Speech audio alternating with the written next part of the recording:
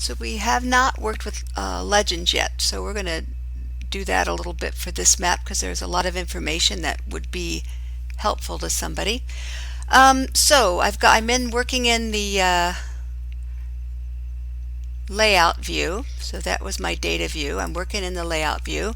I centered my map. I moved this down a little bit because I wanted some room at the top, a little bit more room at the top for my legend.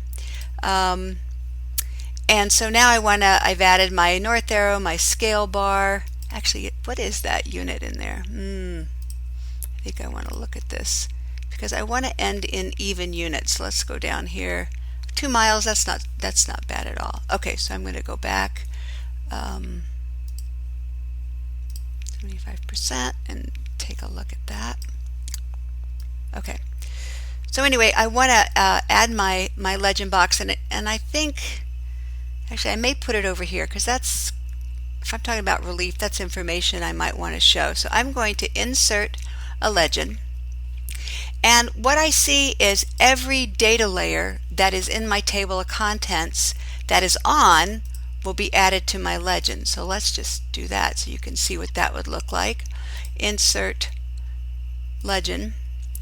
And I've got all of those data layers. Well, you know, I don't want all of that in my map. Some of this, I want the UGB. I may need roads.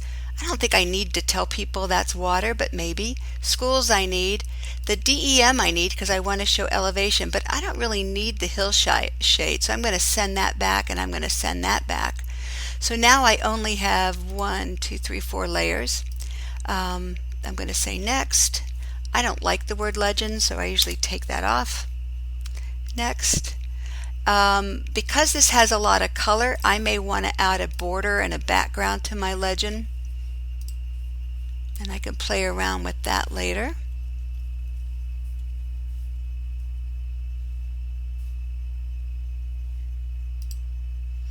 Okay, so here I've got some options. I'm just going to take the defaults right now. You can spend hours playing with the legend wizard.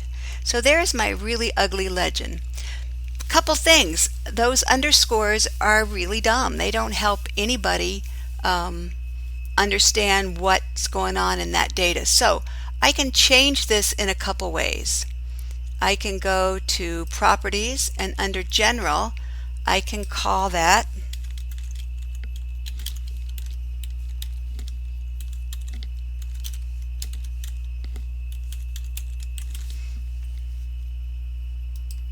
okay, so that updated. So that's the urban growth boundary.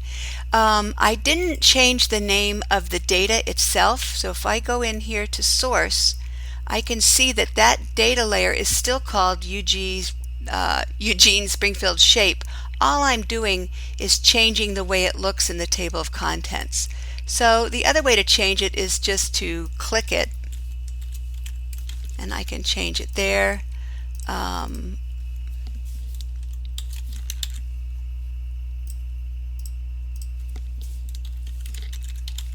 Schools, and I'm going to change this to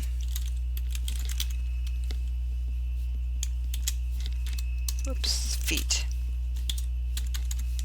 Okay, so now I've got all of that data there. That box is really pretty big, so I'm going to move that down a little bit. This will rescale, and I've got many places here. So now I have a legend box that kind of shows the elements that I want to show and make sense. The value, a couple ways to get rid of that. You can double click it and remove it, and now that subterm goes away. I can also change this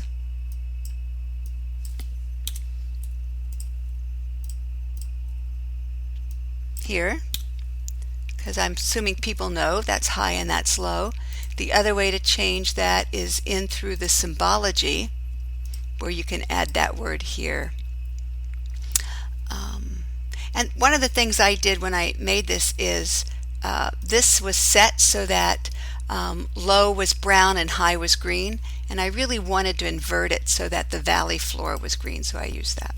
Okay, so there is my legend, my scale bar. I can add my name down here at the bottom. I could also insert, and I hope they fix this, dynamic text. Let's see if we could put in the coordinate system. It used to have tons of stuff in here. So I don't really want all of that in there. So I can go through and edit that text box to get a more reasonable coordinate information. Okay.